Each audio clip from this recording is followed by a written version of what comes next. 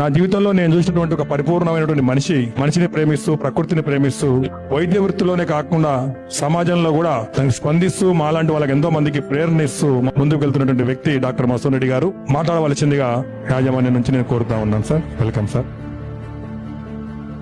మిత్రుడు రమేష్ గౌడ్ గారు, వేదిక పైన ఉన్న పెద్దలు, కళాశాల అధ్యాపక వర్గం, విద్యార్థులు, మీ అందరికీ ఈ సందర్భంగా అభినందనలు తెలియజేస్తున్నాను. ఒక చిన్న కథ చెప్తా. ఒక స్టూడెంట్ మజిల్ ని మస్కిల్ అని చదువుతున్నాడు. పక్కన ఒక ఇంగ్లీష్ కాన్వెంట్ లో చదువుకున్న స్టూడెంట్, అరే అది మస్కిల్ కాదురా మజిల్. ఓహో కరెక్ట్, మజిల్ అని చదువుతున్నాడు. ఇక ఆ తర్వాత మస్కులార్ అని వచ్చింది.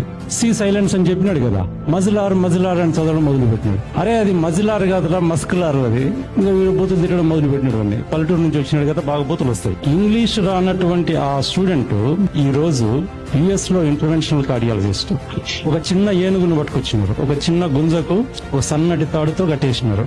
రోజు దాన్ని అక్కడే కట్టేసే వాళ్ళు. మెల్లగా పెరిగి పెద్దగా అయింది. ఈ తాడు నన్ను ఆపేస్తుంది అనేటువంటి ఒక పర్సెప్షన్ ఆ ఏనుగుకు డెవలప్ అయింది. అందువల్ల పెద్ద అయిన తర్వాత కూడా అది అట్లాగే. ఇది రియాలిటీ డిస్టార్షన్ ఫీల్డ్.